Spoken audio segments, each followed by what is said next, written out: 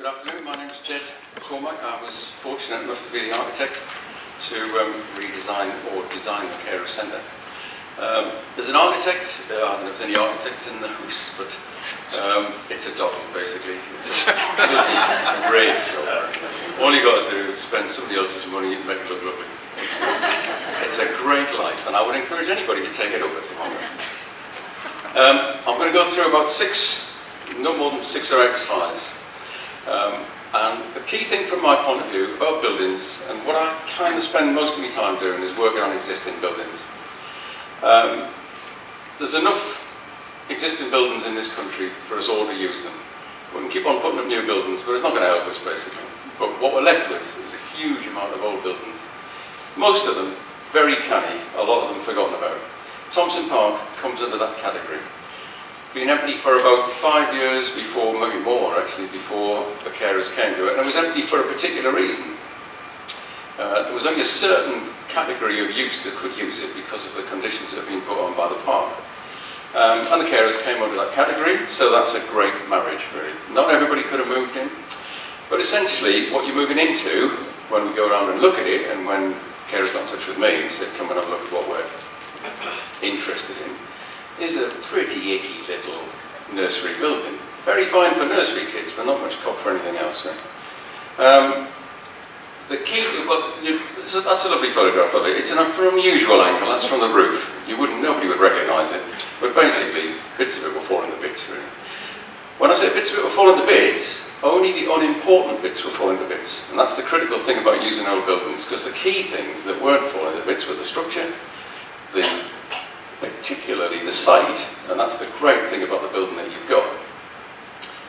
If you took that shed that you've got now, which what it was classed as, the biggest pigeon shed in Southwick, but if you took that shed and put it anywhere else, it would be a very different building. But as it is, it's in a gorgeous location, and that helps it really, undoubtedly. I'm going to keep flicking here to change the slide. What it was like. That's what it was like. Not particularly bad, but starting to be falling to bits.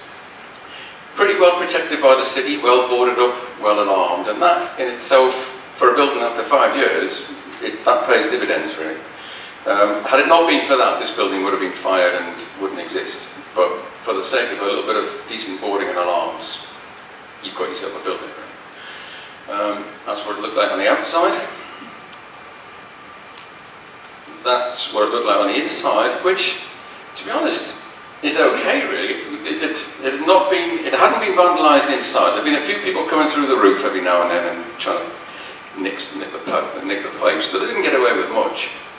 And the alarm system seemed to sort that out. But essentially, it was a series of buildings and a series of rooms which were entirely designed around nurseries. And what happens with a nursery is you get a wall of glass on the end, you look out onto a building, onto the garden, and you come on the door and you play around, and that's great. Absolutely rubbish for an office, but really good for a nursery. But what they are is some of the rooms that were dealt with really. Moving on from there, that's a ridiculous slide, but that is the plan, and the plan was very, very simple on this building. The plan on this building was essentially to change the access. What you get in a nursery access is something like a police station access. You've got to have about 3 gates, because clearly what you're doing is stopping either kids running away or people coming in that you don't want. So it's the antithesis of what the carers want. So the crucial thing about your design is the entrance. Other than that, the building that you've got is essentially the walls that you had. But the critical difference is, and it's so important in a building, what do you feel like when you come in? If you feel canny when you come in, then the building's going to work, because you'll move on from there. So you need a bit of space. So we've cracked an opening through on the top bit. On the very top line, there's a button there that says "Make New Entrance." On the end, the unfinished project, "Make New Cafe," which clearly you will do. I have every confidence that you'll build a cafe for the park, but that's the yellow bit on the end. That's your cafe. All the rest, if you work in the building, you'll recognise the spaces that you work in. If you don't work in the building, you'll probably recognise the entrance anyway. Very simple. There are a few more complexities about it, but I'm not going to go into them. You're going to have to assume what the complexities are. The principle is very, very simple.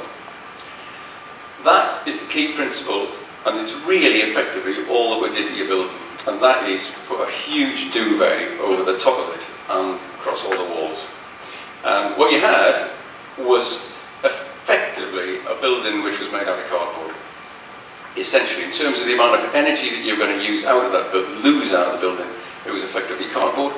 Really, all we've done, a little detail which shows what we did on the wall, which is the top there, basically fill it full of insulation. And critically, cut down considerably on the amount of windows that you had. Now, sometimes you can walk into a building and you can say, a wall of glass, that's lovely, I get huge amounts of light in. You don't really need it.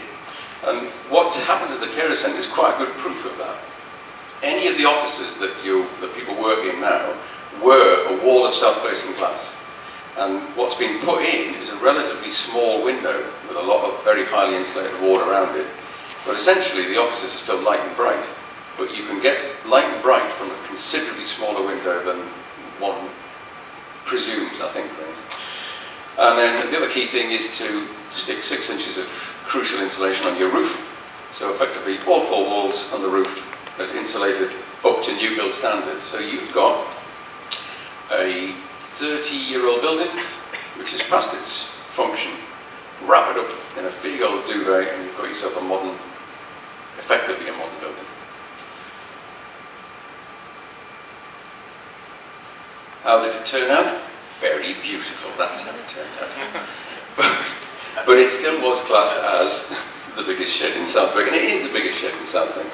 But you've got to put something on it, and in my imagination, timber was a nice thing to do. It's warm, it's soft, people respond to it. And if you put timber cladding on a building, there's no point in putting it all one way, for the simple reason, it's a bit boring. So you turn it around and you start making patterns out of the timber. And there you go. Essentially, you've got an unfinished bit of work here. I know you've had works on your gardens and all the rest of it, but essentially out the front, that framework there used to have some horrible cladding around it, and it's a nappy roof on the top and all that. But essentially, that is what you will have to do. That's your challenge, really. How can you use that? Basically, in 2 years' time, I'd like to see some climbers and creepers up there, and that to be an adopted space, really. That is your challenge. That's what it looks like. And you'll see from this one, the only photographs that architects ever take are ones with a leaf coming down from the top corner.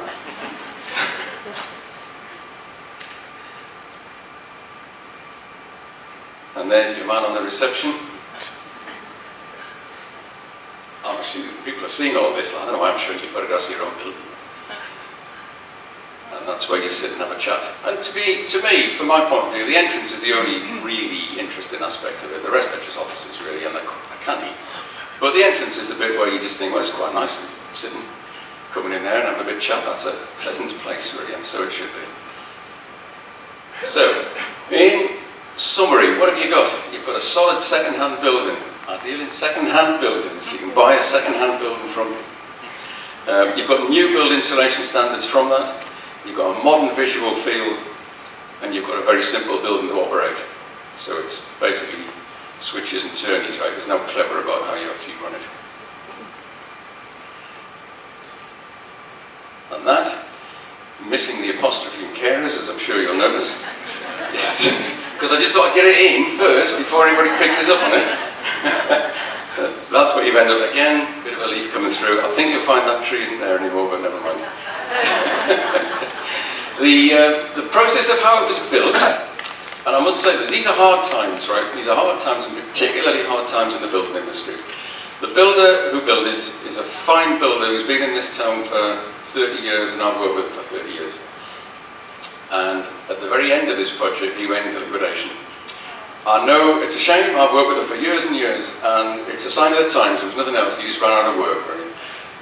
But I know, and I've got a lot of time for him, because I know that he dragged it out in order to complete your building to at least the practical point that you moved in. And I also know, and I should commend members of his staff who afterwards came in basically on their own time and did bits and bobs for us to actually sort of get it completed. So I do think that needs to be mentioned, really, that the builders did a fine job on it, really, and they did kind of over your normal commitment, I think, really, and it was a shame that they went to liquidation. That's it. I can tell you nothing else about it. Enjoy and come back in 25 years' time when you want a new one.